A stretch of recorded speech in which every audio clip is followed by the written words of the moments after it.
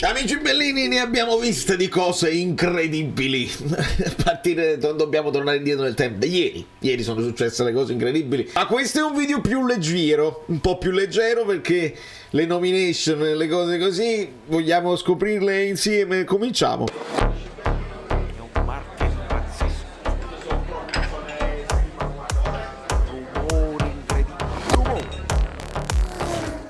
Allora, amici bellini, benvenuto Gerardo Mirto sul canale, e poi volevo anche dare il benvenuto a tutti i nuovi iscritti, compreso Fiorenzo Torre, Angela Torre, e quindi mi fa piacerissimo dare anche a lui il benvenuto. Lasciate un like per i miglior giovani della Serie A.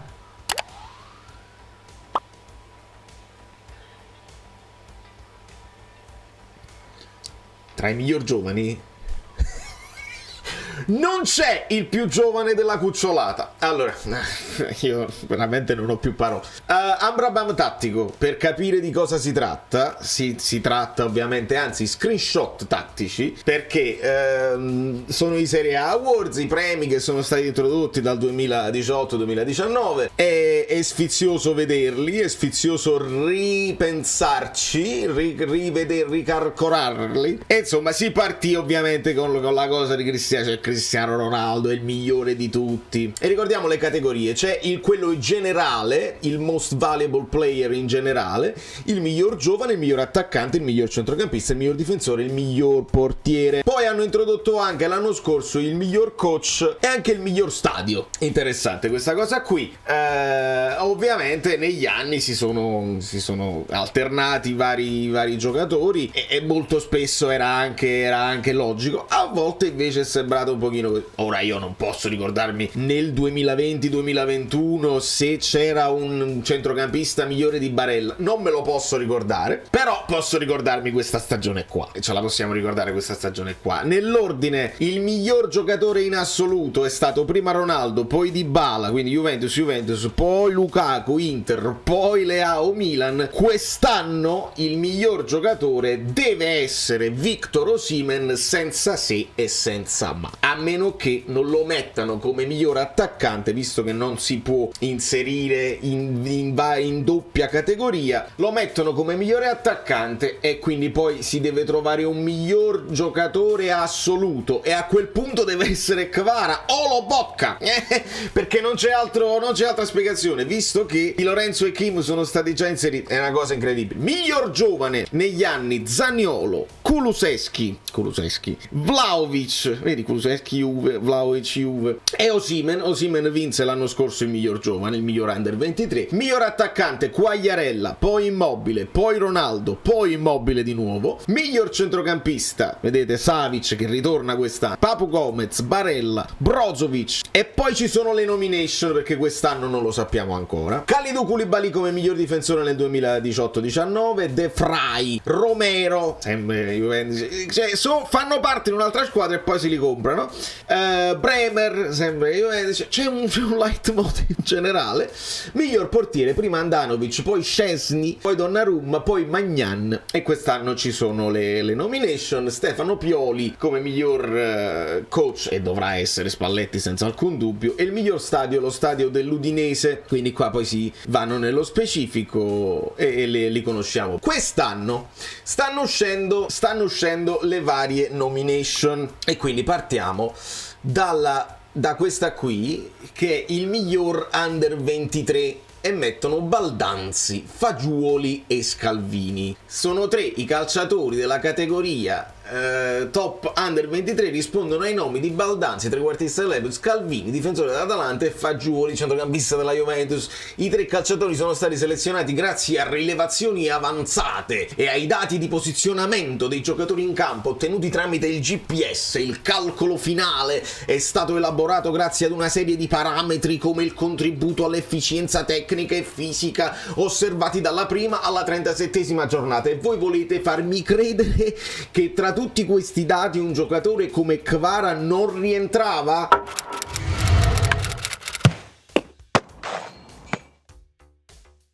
Ora, a me piace Baldanzi, sicuramente è un giocatore di grande prospettiva, mi è piaciuto Fagioli, perché veramente è un giovane che avrà un grande futuro, a parte quando fa il doppio Bacher, che la prende prima qua e poi pure il secondo fallo di mano e tutti quanti si arrabbiano. Ah, non aumenta il volume del corpo, pagliaccissimo! Come ti permetti di mettere in discussione i falli di mano della Juventus? Doppio fallo di mano. Scalvini, io lo comprerei subito, mi piace tantissimo, ma quest'anno non so che tipo di stagione abbia fatto, bisognerebbe interpretarla, voi me lo potete dire nei commenti, ovviamente vi potete sbizzarrire e dire le vostre nomination. Quello che l'ho avuto al Fantacalcio potrebbe dirmi quanti voti e buoni ha avuto. Insomma, Kvara non risulta proprio tra questi qua, il più giovane della cucciolata, un impatto con il campionato italiano impossibile. Poi se volete dire che sì, ma nelle ultime partite ha fatto meno assist e meno gol, vabbè, ma questi qua che hanno fatto più di Kvara, e siamo un pochino onesti che qua veramente stiamo proprio alla frutta. Dopodiché, portieri, a giocarsi la categoria miglior portiere, Ivan Provedel della Lazio, Di Gregorio del Monza e Lukács Skorupski del Bologna. A sorpresa quindi vengono esclusi big come Magnà, che ha giocato poco, Onana, che all'inizio si alternava con Andanovic, Meret, che non ci può essere, e Szczesny, che pure si è alternato parecchio con Perin, i quali non rientrano neanche in nomination. Ora, per me qua non c'è dubbio, Provedel ha fatto un campionato incredibile, doveva partire anche da secondo, l'infortunio del portiere che poi subito si fece si fece espellere fuori dall'area, e insomma questa è stata la situazione, e Provedel ha fatto un grande campionato, tanti clean sheet, anche Meret ha fatto un buon campionato. Io però qua non mi sorprendo più di tanto, mi sorprendo più di Skorupski, mi sorprendo di Gregorio. Sicuramente la nomination è per dare anche una soddisfazione a due squadre che sono probabilmente due delle rivelazioni, se non le due rivelazioni del campionato, cioè il Bologna e il Monza, perché hanno fatto veramente cose straordinarie. Ma aggiungi il premio rivelazione del campionato di Gregorio, vabbè, non ha importanza, e qua la vince Provedel. Di Vicario neanche l'ombra, e vabbè, non c'è dubbio. Dopodiché sono uscite per i miglior difensori, io ne vedo uno al centro, vabbè. In giornata sono stati i migliori difensori, come era facilmente pronosticato. C'è la nomination per Kim, autore di una stagione incredibile con il Napoli, culminata con la vittoria dello scudetto. Spazio anche per un altro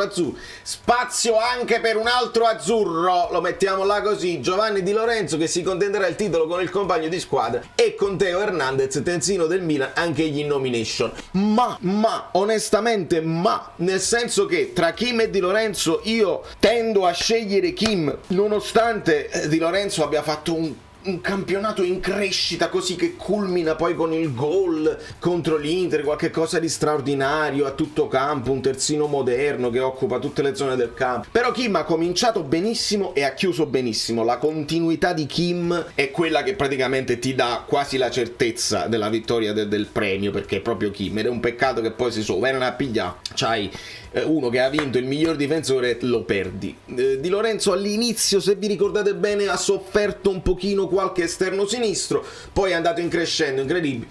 Teo Hernandez, vabbè, sei un pagliaccio, quello è il migliore. Non è perché io non tifi per il Milan, secondo me un Di Marco, che io avevo al Fantacalcio, quindi l'ho seguita la sua cosa, ha fatto delle prestazioni più performanti, ma veramente non ve lo so dire. Dopodiché qua arriviamo proprio alla frutta generale, perché come miglior centrocampista Rabiot, Barella e Milinkovic-Savic sono le nomination per i tre centrocampisti. Chi la spunterà? Ottima annata per il centrocampista della Juventus, e sono d'accordo, attenzione, anche qui l'ho avuto al Fantacalcio, pensavo di distruggerlo, perché quando uno si prende un giocatore del Fantacalcio li distrugge, perché sono sfortunato al Fantacalcio. Invece Rabiot mi ha tolto spesso le castagne dal fuoco con assist, gol importanti, e ha giocato bene. È stato uno proprio, probabilmente l'unico della Juventus che, insieme a Kostic, che ti garantiva sempre la prestazione. Kostic, Arosta, cioè mettimi Kostic, se vuoi, è un centrocampista, è un'ala, mettimi Kostic Milinkovic-Savic sì, ma non quest'anno non proprio tantissimo. Barella la stagione la porta sempre a casa, siamo d'accordo, e io sono anche d'accordo a non mettere Anghissà, perché noi lo conosciamo bene, ha fatto un inizio di stagione incredibile, dopodiché è andato anche molto spesso a piedi nudi senza essere performante quando non ce n'era più bisogno. Napoli già aveva vinto lo scudetto, Anghissà si è riposato, però che tu non mi metti Lobotka, che è il regista della squadra che vince tutto, perché vince il campionato, vince i passaggi, vince il possesso palla, vince i passaggi riusciti, percentuali pazzesche, che tu non mi metti Lobotka qui è proprio disonestà, è disonestà intellettuale.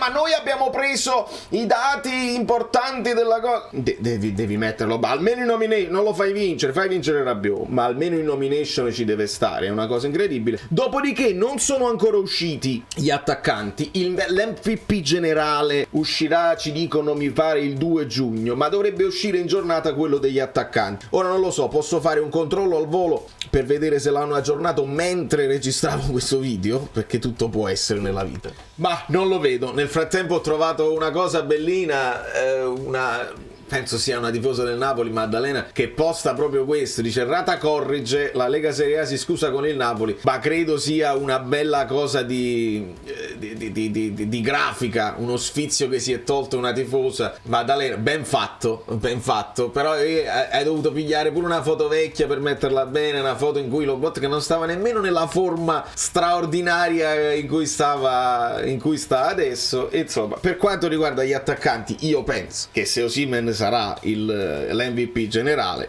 tra le nomination degli attaccanti dovrebbero essere Lautaro, Dybala e penso Berardi, con un'idea verso Dia della Salernitana che ha fatto molto bene. C'è Lookman, Højlund che insomma potrebbero rientrare nella situazione, però penso che Lautaro vincerà, visto che Osimhen deve vincere per forza quello là, a meno che, vi ripeto, Osimhen non vince la categoria attaccanti e la categoria MVP generale la danno a Kvara, che per un giovane è abbastanza strano, e quindi non me lo spiego. Il non dare un premio a Kvara che arriva così, veramente qualche cosa di sconvolgente. Ed è un video leggero, perché il video pesante l'abbiamo fatto ieri. Lì è sconvolgente perché tu proprio impuniti, proprio fate quello che volete, ci stringiamo la mano e viva il brand della Juventus, perché noi abbiamo una paura fottutissima di non vendere i diritti TV senza la Juve. Fate un po' quello che cacchio vi pare, non ha importanza, fate, disfate.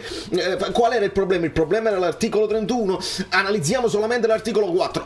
L'articolo 4 è il problema, analizziamo solo il 31. Cerchiamo di metterci d'accordo, si patteggia e patteggiamo.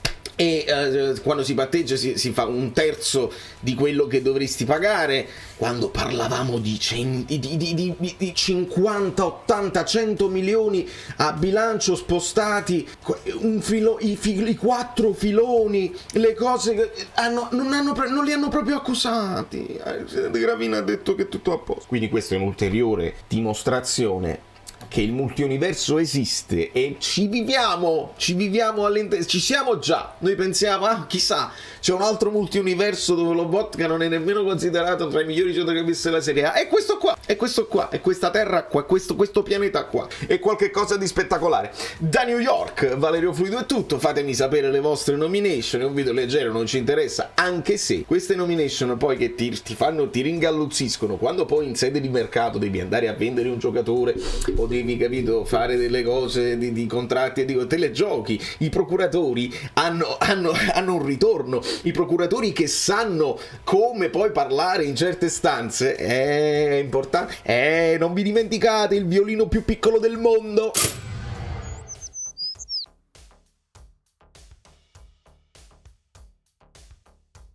E insomma Errata corrige subito, è arrivato, se non è un fake è arrivato. Quindi tra i migliori degli attaccanti c'è Osimhen, Lautaro e Leao che ha fatto mezzo campionato, ha fatto 4 partite. Vabbè, c'è Leao, e quindi vuol dire che deve essere come dico io. Se Osimhen è il migliore attaccante, e sarà il migliore attaccante, Kvicha deve essere il miglior giocatore del mondo.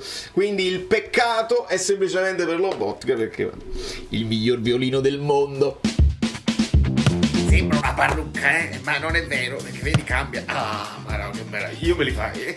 Sono Saverio Asoli. Dobbiamo arrivare a 20.000 iscritti, di cortesia, perché questo è l'anno. Avete lasciato i like. Niente più, dai, basta, sei cringe. Quante cose.